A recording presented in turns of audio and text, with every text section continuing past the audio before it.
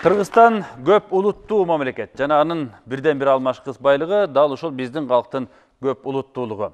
Бүгүн биз аны саясий гана өңүттөн эмес, жөнөкөй адамдык, жарандык, коңшулук, айылдаштык позициядан көбүрөөк карап, аны бекемдөөнүн аракетинде болушубуз керек экендигин жакшы билебиз. Андыктан бүгүнкү Демилге программасы дал ушул өңүттө сөз кылмакчы. Саламатсыздарбы?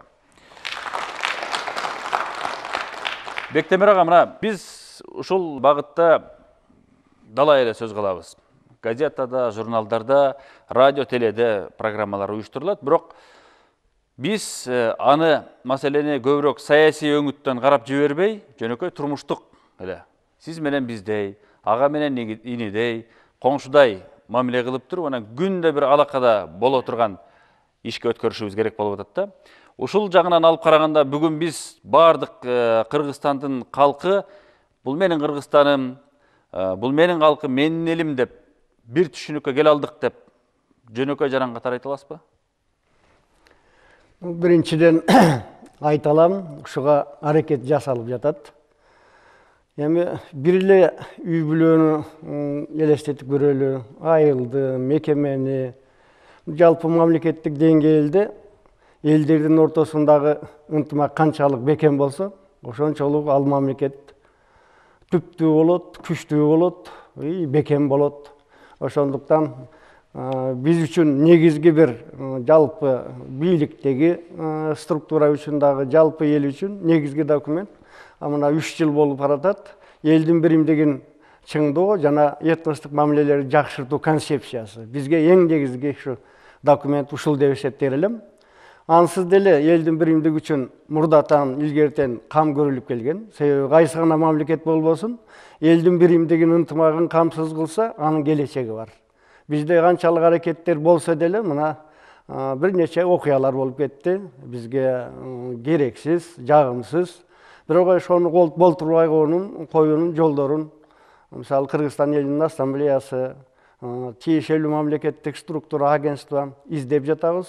Эл менен бирге чогуу аракет кылып, негизги максатыбыз эл менен бийликтин ортосундагы мамилени бекемдеп туруп, элдердин ортосундагы ынтымакты бекемдөөгө аракет. Рахим ага, биз акыркы 3-4 жылдын аралыгында биз жөн эле формалдуу кагаз жүзүнө жазып алып, анан кийин жыйындарга барып айтканда, же болбосо шайлоонун алдында чыгып сүйлөгөндө, мынакей биз ушундай ишти жасап, анан улуттардын баардыгын биримдиктүү бир кепке чакырып салдык деп эле сүйлөй бербестен, ишке өтөбүз деп туруп, жогоруда Бектемир ага айткан концепцияны кабыл алганбыз да.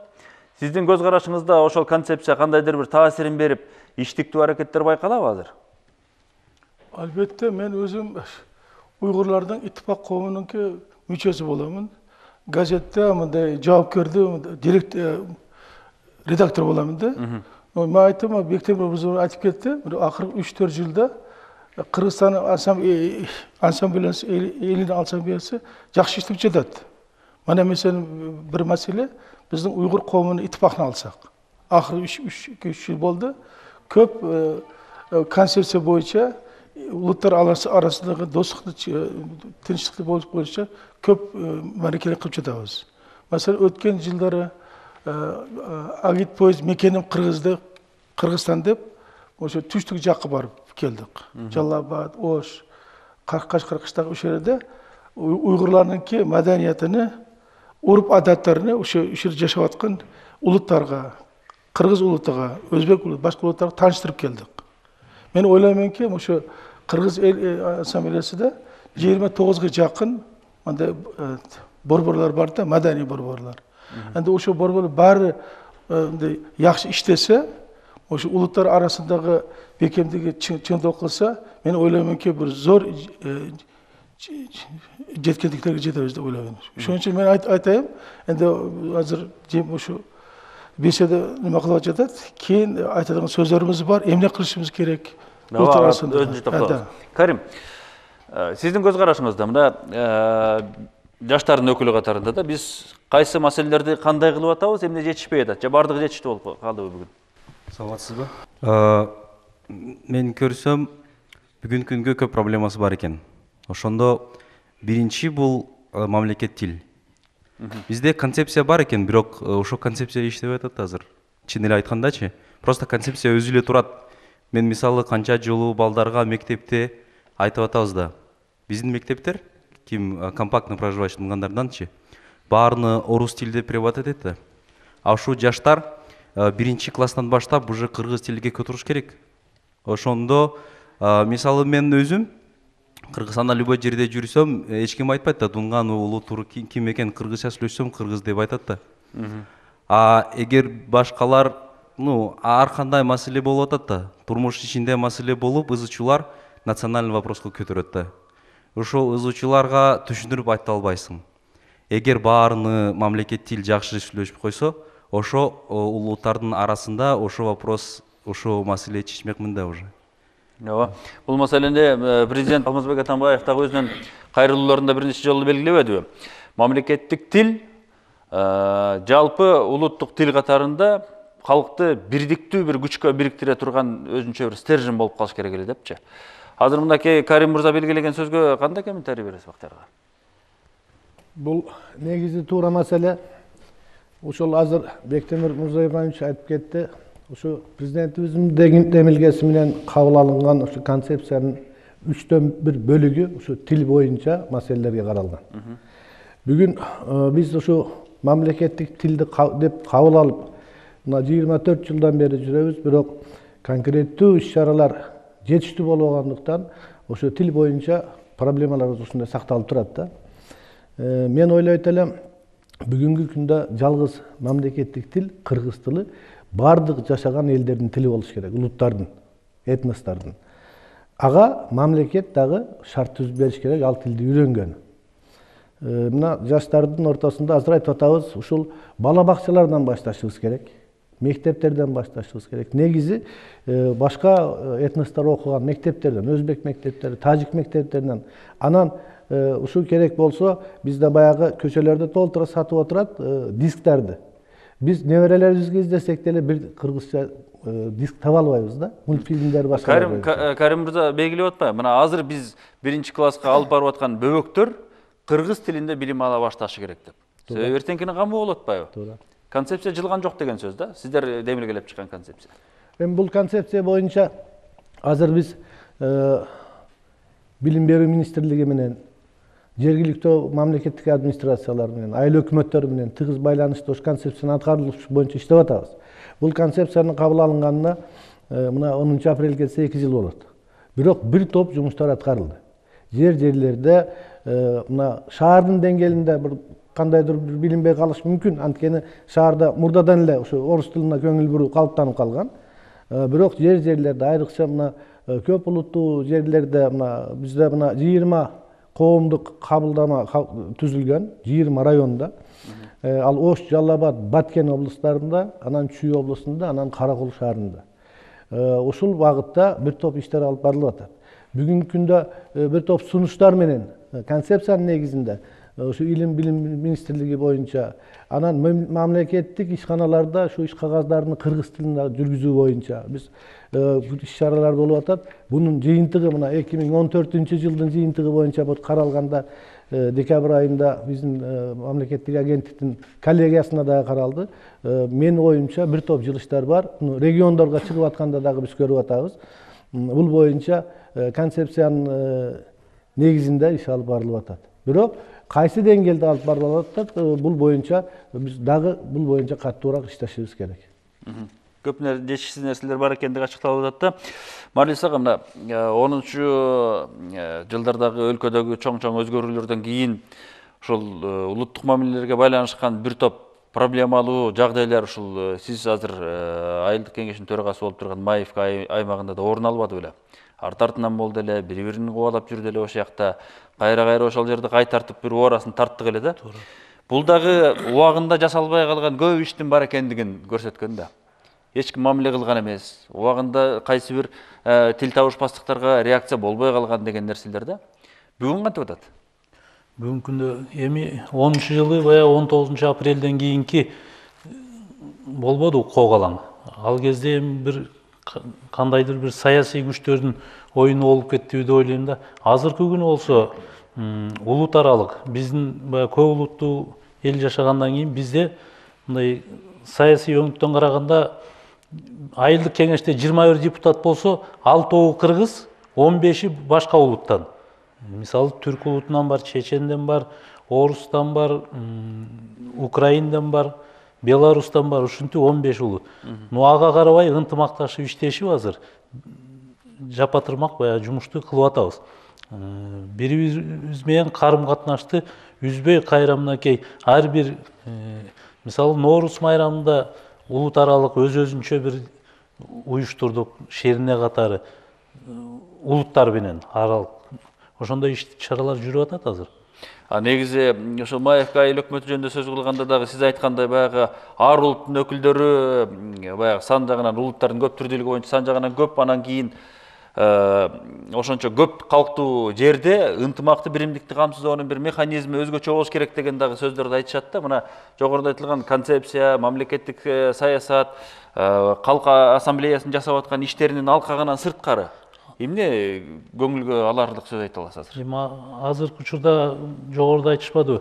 Тил маселесин тиги Карим мырза айткандай, ушул көйгөйлөрдөн бир аз аксоолор бар. Бирок азыр иш кагаздардын баардыгын кыргыз тилине, мамлекеттик тилге өткүзүп, жумуш кадимкидей кадыресе жүрө баштады да. Жардам берет бекен? Жардам бергени ушул экен. Азыр мисалы эсеп бухгалтери орус болсо дагы кыргыз тилинде жазып жооп кыла баштадык азыр. Себеп дегенде мыйзамды сыйлоону уже түшүнө баштадык деп айтсам болот да. Мухитдин ага, бул нерсенин баардыгы мажбурлоо жолу менен болбош керек да. Сен моорекини жаса деп, баягы мамиленин өзү, табигый процесстин өзү ошого алып барышы керек. Биз бир эл экенбиз. Биз бир мамлекетпиз. Биз бир ишти жасап атабыз, биздин келечегибиз бир деген түшүнүк. Ушул нерсеге кадам таштоонун жолу эмнеде? Азыр биздин айылда биз шерене курганбыз. Өзүбүздүн шерене бар. 8 улут. 8 улуттан жасалган. Айламыз менен баары бала чагамыз менен дос болуп, баарыбыз шерене кылып. 10 жыл болду. 10 жылдан бери ошо шеренени жүргүзүп, элдерге айттым, мындай дос болушубуз керек, интимакта жашашыбыз керек. Кыргызчаны баарыбыз билишибиз керек ошол жерде жашап жүргөндөн кийин. Азыр Марлис мырза айткандай, жумушта да документациянын баарын кыргызчага которуп жасап атабыз, жүргүзүп атабыз иштерди элдер менен сүйлөшүп.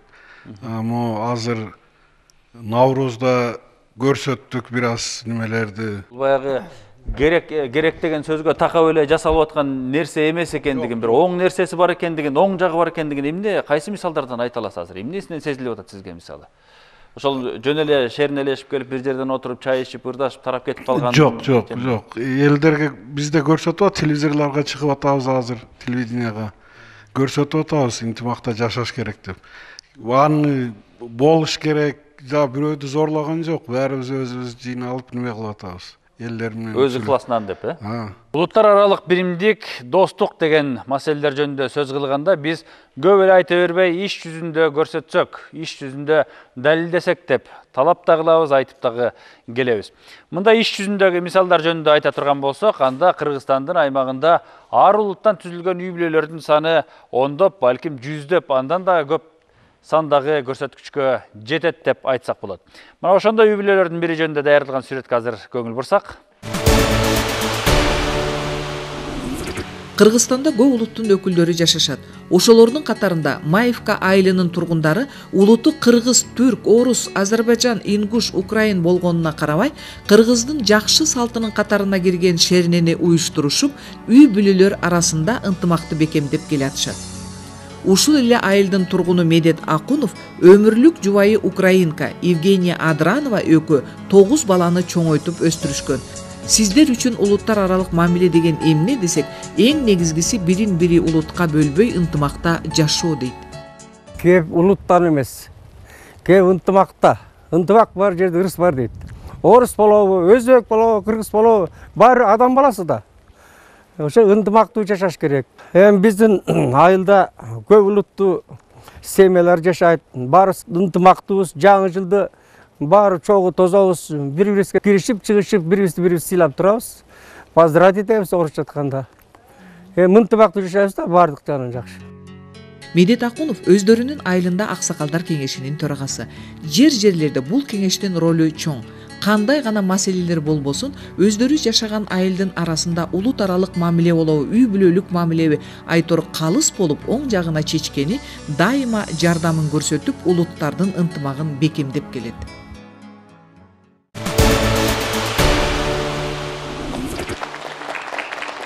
Абдан жакшы сөздү баштадыңар. Мажбурлоо менен, таңулоо менен ушундай маселелерди башкача айтканда ынтымакты бекемдөөгө болобу? Андай болбойт.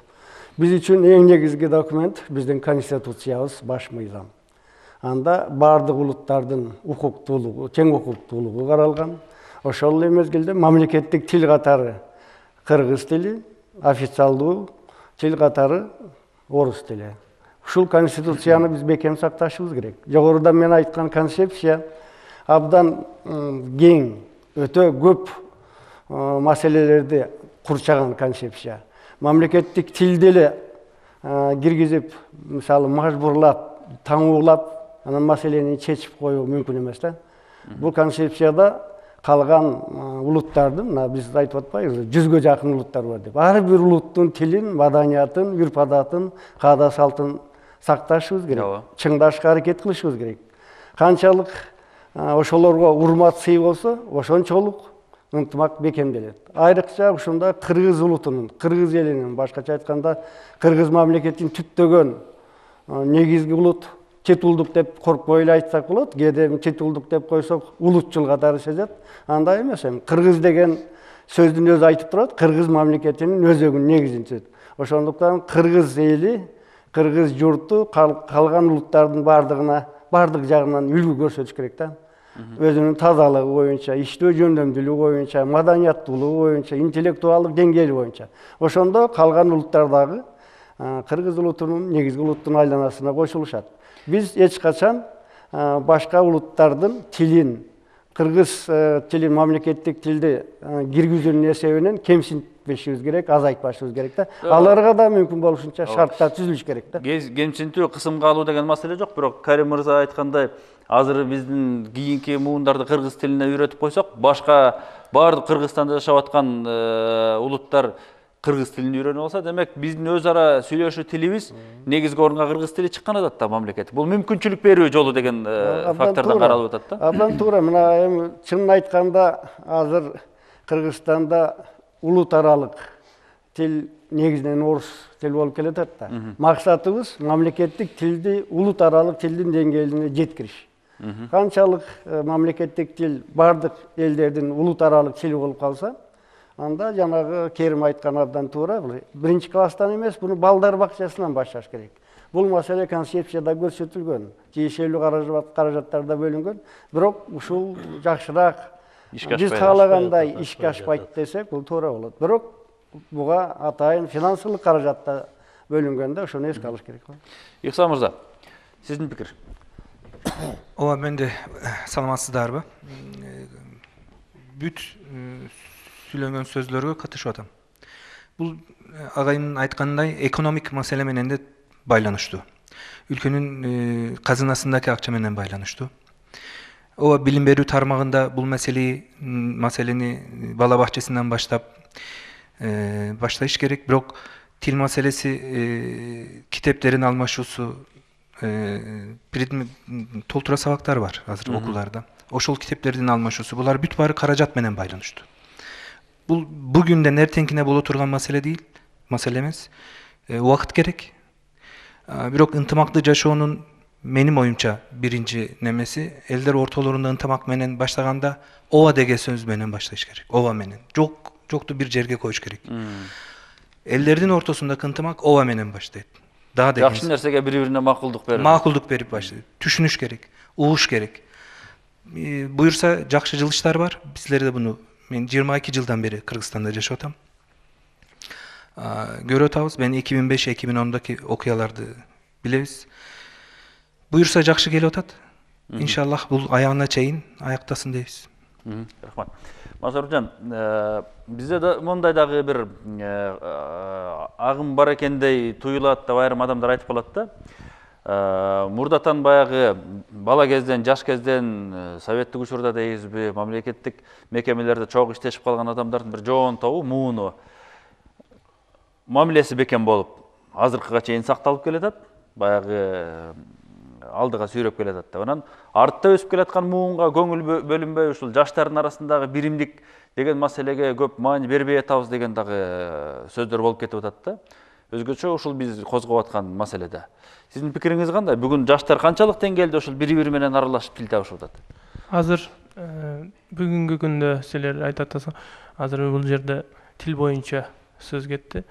Анан жаш муундар кыргызча сүйлөөнү үйрөнүш керек деп болуп атат. Анан үй бүлөдөн башташ керек. Биримдик үй бүлөдөн башталат, ата-энеден башталат. Ошо чоң муундагы азыркы жакшы биримдик менен сүйлөшүп жүргөн, биримдик менен катышып жүргөндөр ошол үй бүлөсүнөн өзүнүн балдарынан башташ керек деп ойлойм мен. Ошону биринчи маселе деп билем. Үй бүлөдөн башталганда атасы менен апасы айтат: "Балам, буну кылба, бул биз жашап аткан жерде биз бирбиз. Бирдикти чыңдашыбыз керек, башка нерселерди жоюшубуз керек" деп ошону айтып өтүш керек үйдөн. Жаштардын маселесине келгенде, силер өзүңөрчө бир жанагындай жыйындарды өткөрүп, форум өткөрүп дейбизби, акцияларды уюштуруп, жанагынтип экологиялык максатта деле, экономикалык максатта деле бирикмелер иштеп, өз ара бир мындай тилектештик менен жүрөлү деген максаттагы уюмдар иштеп атпайбы? Ошондой барбы азыр мына? Бардык улуттардын өкүлдөрүн жакындата турган. Азыркы күндө мен университет окуучусу болуп эсептелем. Ошол жерде биздин университетте ар түрдүү 12 улуттун жарандары окуйт, окуучулары. Ошол жерде биз артордо сиз айтып өткөндөй экология жагынан бардык жерлерде теректерди өткөрүп, анан форумдар өткөрүп, биз бир Кыргызстан деп ошондой форумдар өтүп жатат. Бактар ага, мамлекеттик саясатты жүргүзүп аткан мекеме катарында да ушул жаштардын ушул жааттагы бир ишин жүргүзүп кете турган жанагы концепциянын алкагында болобу, же өзүнчө программабы, же өзүнчө бөлүм дейбизби, барбы аракеттер? Ал боюнча бул 3 бөлүктөн турган концепциянын ар бир бөлүгүндө бар бул маселе. Мен айтып кетейин, ушул концепциянын негизинде 30 октябрда 2013 жылы 430 өкмөттүн токтому кабыл алынган. Ошол токтомдун негизинде иш-чаралар бекитилип чыгылган. Ар бир министрлик ошо концепция боюнча аткарыла турган жумуштарды ар бирине өзүнүн финансовый каражат эмелери менен бекитилип берген каражаттары менен ар бир жылга 17-жылга чейин ошо бөлүнүп берилген. Bir жылга мынау маселеге ошо жаштар боюнча мынауынча сумма. Мен бир эле сөз айтайын, билим берүү министрлигине bir жылына 20 миллион сом каралган факат ошо кыргыз тилини ошо деңгээлинде балдарга, окуучуларга үйрөтүш үчүн 20 миллион сом. Бул кичине бир сумма эмес. Бул ар бир жылга каралган суммада. Ошондой эле жаштар министрлигине бөлүнгөн сумма бар, акча каражаты бар. Ошондой эле биздин мамлекеттик тил комиссиясына бөлүнгөн акча каражат бар. Ошо эмнелер жасалып атат? Кадр кызматына бөлүнгөн. Ушул жерге чогулуп, момунтип кепти куралы. Биз жакынкы айлардын аралыгында монтип өз ара ынтымагыбызды бекемдөө үчүн могу иштерди өткөрөлү деп жасалып атабы бир нерсе? Ал маселе ар бир облустун, айыл өкмөттүн, райондун деңгээлинде өткөрүлүп атат. Облустардын, райондордун, айыл өкмөттөрдүн, шаарлардын деңгээлинде өткөрүлүп атат. Мисалы мына жакында эле бир болгон өткөн жылы Ош шаарында жаштар форуму уюштурулду. Ага агенттик тарабынан 700 000 сом каржыланып, ал биздин ассамблея, Кыргызстан элдер ассамблеясы менен чогуу уюштурулду. Быйылкы жылы дагы Кызыл Кыя шаарында түштүк регион боюнча чоң ушундай форум уюштурулду, жаштар форуму. Ал жерге ошо түштүк региондун 3 облусунан, Бишкек шаарынан ошо студенттер, анан жаштардын өкүлдөрү катышып, өздөрүнүн ой пикирлерин эртең менен саат 9-да башталып, саат 5-ке чейин бүттү. Биз бул эки чоң ушундай өткөрүлгөн форумдун бардык материалдары боюнча Кыргызстандагы бардык окуу жайлардын электронун адрестерин бергенбиз. Андан сырткары экөөбүнө тең брошюралар чыгарылып, таратып берилген. Бул боюнча биздин агенттикте мониторинг жүргүзүлгөн борбор ачылган. Бул ПРООНдун каржылоосу менен ал жерде биздин академиянын член корреспондент Асанканов, Аблабек Асанканович жетекчилик кылат. Ар бир район, область боюнча, айыл өкмөт боюнча ушул маселе боюнча мониторинг жүрүп атат. Быйылкы жылга пландаштырганбыз Бишкек шаарында ошо түндүк регион боюнча окуу жайларынын студенттери, жаштардын өкүлдөрү менен форум өткөрүү боюнча. Бектемир ага, ушундай мамлекет акчаны бөлүп койду эле, ушул акчаны биз эсебин чыгарышыбыз керек, программага кирип калды эле, ошону жасашыбыз керек деген дагы нерсенин алкагында көп жумуштар жасалып атат. Бирок ошонун үстүндө бир чын дилден кете тургандар, биз бир чогулгубуз келип атат. Кыргызстандын жаштары улутубузга карабай, уруубузга карабай, жерибизге карабай, шаарыбызга карабай. Жаштар жөн эле чогулуп бир дагы 10 жылдан кийин эмне болобуз, биздин артыбызда келаткан бөбөктөр эмне болот дегенди талкуулап албайлыбы деген сыяктуу бир жаңы муундун кыймылын тарбиялап атасыздарбы азыр? Ушундай менин оюмча болуп атат да, ушу болгон үчүн мына 4-5 жылдан бери стабилдүүлүк ылайым көз тийбесин, жакшы. Жакында эле мына Нооруз майрамы менен мисал келтирейин. Şu saat 11'de baştalgan, mına Layantta, saat 3'e çeyin tınımsız şu konsertlik programı verildi de. Öngçöy yaşlar, aksakaldar, eneler. Oşonda men bir taң kalganım, misalı oşol yerde bir 12 diaspora özünün konsertini berdi de, assambleyanın atынан. Türktördün Kara Jorugo kadimki haligi bizden tansını görsetkönde, büt elder şunçalık kol çağışып razı oldu. Türktör, misal al эми мындай маалымат боюнча казак менен кыргыздыкы деп өзүнчө энчилеп алгандай көрөбүз да. Кара Жорук ушунчалык бир элге, жаштарга жагымдуу болуптур. Жаштар эле эмес, эң кичинекей бөбөктөрдөн баштап карыяларга чейин. Ушундай демилге, ушундай бир шыктануу азыр пайда болгону сезилип турат да. Мисалы биздин ассамблея былтыр 3-4 şu жаштардын түздөн-түз катышуусу менен иш-чара өткөрдү. Мисалы мини футбол боюнча 12 улуттун өкүлдөрү катышкан. Шахмат боюнча. Андан 80 жаштан ашкан карыялардын баарын чогултуруп, алардын ой пикирлерин угуп, ошо жалпы тарбиялык иш жана башка келечек тууралуу сөз кылып, бул дагы өзүнчө бир чоң иш-чара болду да. Ошогон иш-чаралар канчалык көбөйсө, кыргызда сөз бар эмес, өңдү көрсө жүз таят деп, канчалык ар кандай улуттар, ар кандай жаштар, ар кандай возрасттагы адамдар аралашкан болсо, пикир алмашат экен. Бирин-бири анча-мынча кемчиликтер кетсе, конфликт болсо кечиришет экен. Канчалык şu иш-чаралар көп болсо, ошончолук менин оюмча адамдар ошону эңсеп да калыптыр да, абдан сагынып да калышыптыр. Ошончолук ынтымак, биримдик бекемделет деп ойлойм. Буну күчөтүш керек. Акча бөлүнүп калганы абдан жакшы. Себеби акча каражат болбосо, баары бир иш-чараларды өтүшү кыйын экен да. Карим, сиз айтып атпайсызбы, бул жанагы мамлекеттик саясаттын негизинде бүгүндөн башташыбыз керек деп. Туура нерсе, ал кадамдарды башташыбыз керек. Баштайбыз деген дагы сөздөр баягы милдеттемелерин алып атабыз, баягы жагдайга жараша болуп калып атат да. Бирок экинчи жагынан Бектемир ага айткандай, биз дайыма майрамдарда, Нооруз болгондо чогулабыз, бийлейбиз, ырдайбыз, жакшы кучакташып, күлүп жайнап тарайбыз, жана башка да. Бул баягы чоң-чоң мааракелик эле иш-чара болуп калбаш керек да. Күнүгө биз байкап турушубуз керек. Буга чейин деле баарыбыздын мамилебиз жакшы, биз бекембиз, доспуз деп айтып атабыз, айтып келгенбиз. Бирок айрым учурларда чыр-чатактар чыкпай койгон жагдайлар жок эмес да. Мисалы, сиз өкүлү болуп келген Дуңган улуту менен дагы анча-мынча болуп кетпедиби жашырганда эмне дегендей. Мына азыркы жагдайдан алганда ошондой нерсе барбы мына? Айылдык деңгээлде, көчөнүн деңгээлинде, күнүмдүк турмушта бири-бирибизге жакындап, улам достошуп, улам тилибизди түшүнө турган жагдайлар.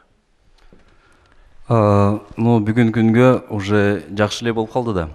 3 жылдан мурун карагандачы, именно ошо национальный вопрос болуп, чоң именно ош башталгандан кийин ошо сөзү любой жерден башталып атат да. Бирок бүгүнкү күнгө абдан сонун болуп калды. Биз азыр мисалы Александровка деген айыл бар.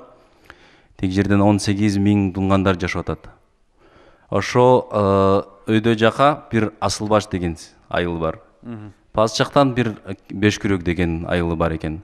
Азыр биздин Александрдын жаштар мисалы бир чоң физкультурный оздоровительный комплекс ачылышты. Тиги Асылбаштан балдар жаштардан чакырып, бирдей спорттошуп, бирдей заниматься этип, абдан сонун болуп калды да. Эти активдүү балдар, аларга биримдикке биз ошондой аракет кылып атабыз. Бешкүрөктөн балдар алып келип, спорттошуп, биздин спорт комплексте баарын занимация этип, эгер бир-бирден бирдеме кылып калса, биздин сразу информация этет да. Биз сразу реагировать этебиз да. Ошо чыгып, ошо айылдын өзүлөрдүн балдары чыгарып, спортсмен балдарын баарын өзүлөргө түшүндүрүп айтып атабыз да, биз ошондой турмуш боюнча ызы чуу кылбай эле биз бир мамлекетте жашып, ал балдардан түшүндүрүп айткандан кийин алар өзүлөрү уже чечилет да. Анын ызы чуу балдары менен өзүлөрү чечип коюп, ошо менен жумушу бүтөт да. Тил табышы бар. Ошо бизге абдан чоң жардам беришет да, именно спортсмен балдарчы. Бар бир все равно ошо тил арасында, именно тил маселе. Ошо көп проблемасы бар экен да. Көп керек болуп турат. Көп керек болот да. Эмне үчүн? Башка улуттар, мисалы, агай айтып атат да, Ошто мындай жумуш кылып атат. Түркязычныйлар алар түшүнөт да кыргызча. Узбектер, түрктөр, карачайлар баарын кыргызча түшүнөт да. Бирок Чуй областында эң көп улуттар жашайт экен. Алар кыргызча ошо мектептен баштап орус тили менен сүйлөшүп, үй бүлөсүндө орус тилде сүйлөшүп, бир-эки сөз түшүнөт, ошо менен аяктады. Аларга көп внимание бериш керек. Мисал, корейстер, орустар, дунгандар, ага отдельно программасы керек. Отдельно бир башка программа даярдап коюп, доступный эле да. Эч ким айтпайт да, биздин мисалы дунгандар окугун келбейт кыргызча. Баарын окуу келет, баарын түшүнөт. Биз сүйлөшүп атабыз, кыргызча билиш керек. Баарын билет экен да, кыргызча билиш керек. Бирок кыйын экен азыр. Мугалимдер жок. Конкретный программасы жок. Кыска нуска программасы. Чоң кишилерде аларда дагы дүйнө боюнча, өзүн жумуш боюнча убакыт болбой атат. Именно ошо арасында азыр анын тышкары ошону жумушу азыр катуу иштеш керек да, ошо направлениясыгачы. Бул эми Бектемир ага айткандай, сиздерге үчүн мындай мажбурлап кыйнап аткандай мамиле болгон жок да силерге? Жок, жок. Өз эркиңер менен дегендей. Биз просто өзүлөр мындай аракет кылып атабыз да. Именно биз, мен мисалы өзүм патриотмун да. Мен Кыргызстанда жашаганда эч жака кетпейм. Мен ошол жерде чоңойдум, ошол жерде турам. Анда балдарымга дагы айтып атам, ошо тил билиш керек. Просто бир случай болчу да. Жаман уялып болдум да. Тиги бир Турциядан келген, мейман келген конокчу. Мен ошо конок киши менен бир жерде туруп, эки дунган бала турган. Ошо түрк киши аларга Туркиянын тили менен сүйлөшүп атат да. Ошо Туркиядан кыргыз тили менен окшош экен, анча-мынча түшүнөбүз. Ошо айтып койгондон кийин мен айтып койдум да ошо кишигечи, алар түшүнбөй калды. Ошо түрк эмне үчүн түшүнбөй калды деп сурап койду да. Мен айткам, алар кыргыздар эмес, алар дунгандар деп. Ошо киши айтканда, дунгандар болсо ал каерде жашайт экен депчи. Бул Кыргызстанда жашаганда ошо билиш керек баары-бир.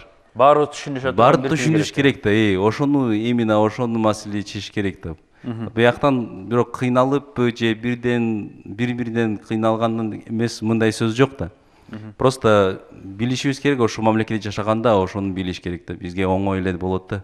Машарапжан, сиздин пикириңизде азыр мына айтылып кетпедиби? Жаштарды форумдарга аралаштыралы деп атабыз, жаңы кыймылдарды түзөлү деп атабыз. Дагы эмнени күтүп атасыздар азыр? Ушул кадамдарды жасасак, дагы жакындаша түшөт элек. Бизге ушул жакта жол ачылбай атат дегенге. Азыркы күндө айтып өтүштү, дагы байкебиз айтып өттү, спорт жөнүндө.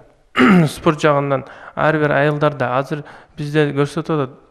Айылдардан балдарды топтоп ошо ар бир этностордон өзбек болсо, кыргыз болсо, казак болсо бардыгына бир жерде жеткизип ошо спорт жерлерин ачып, анан кыргыз тилин өнүктүргөн ошо эжекейлерибиз азыр жетишпей атат. Ошо эжекейлерди көбөйтүп жерлерде.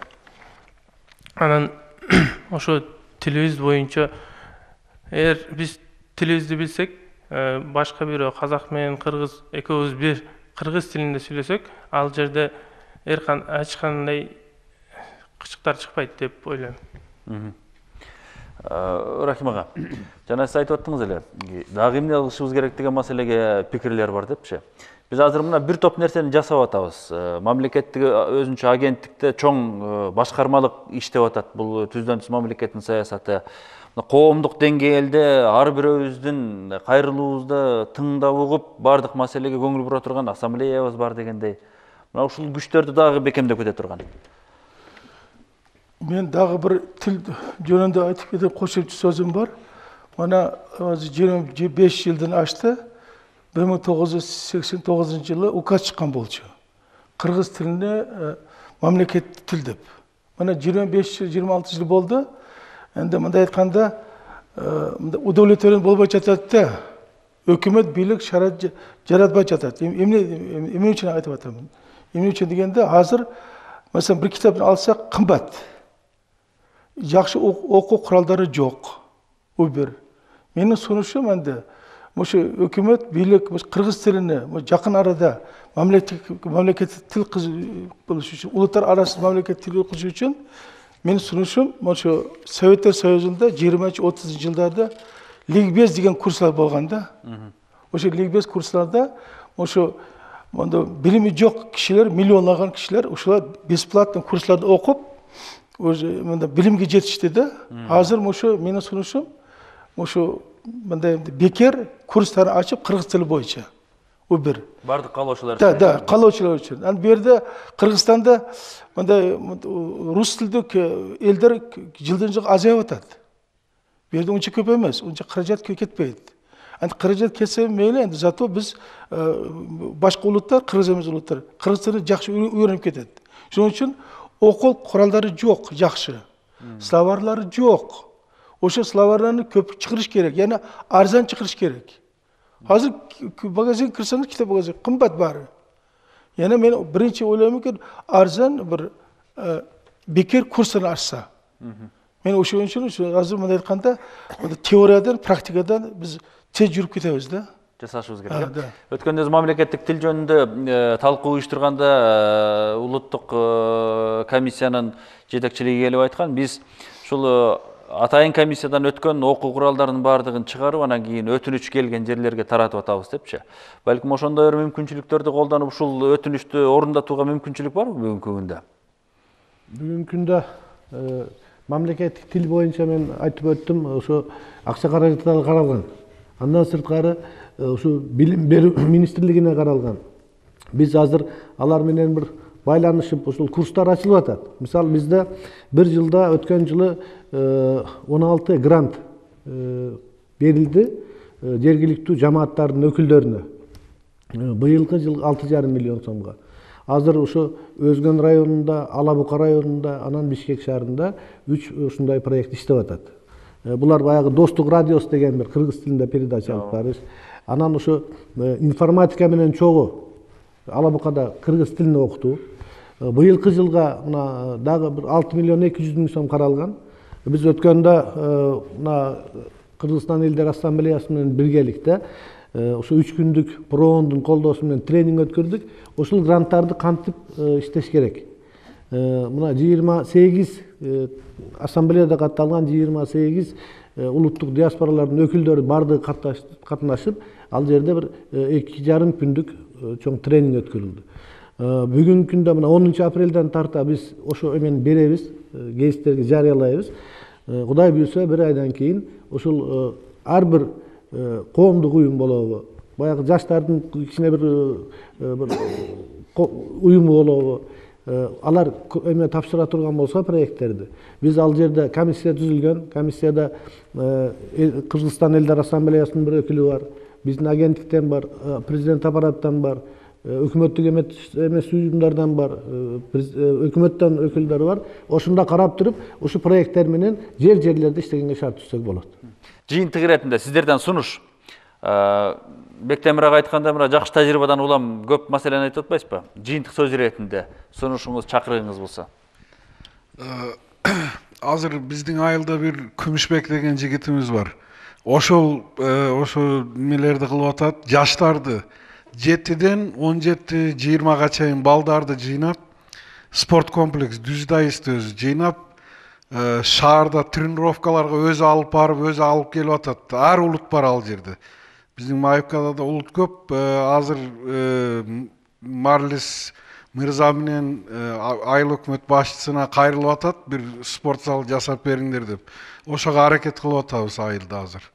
Бәрін жыйнап жаштар. Коомдук иш-чараларды өркүндөтүү аркылуу жакындашуу мүмкүнчүлүктөрү сизде Мырза? Ооба, майрамдарды чоң өткөрүш керек. Кыргызстандын кыргыз майрамдарын, диний майрамдарды, улуттук майрамдарды чоң өткөрсө элдер, бул ынтымакка аябай бир жакшы салым кошот деп ойлойм мен. Билим берүү маселеси аябай чоң маселе. Белким убакыт алат, бирок бул сүйлөшүүлөрдү, мындай шеринелерди телевизорлордон көргөзсө, бул катнашууларды жакшы болот, элге да үлгү болот, башка жерлерде, башка областтарда мындай программалар түзүлүп калышы мүмкүн деп ойлойм мен. Рахим ага. Менин бир сунушум, өзүңөр билесиз, Кыргызстан көп улуттуу мамлекет. 130га жакын улуттар жашайт да.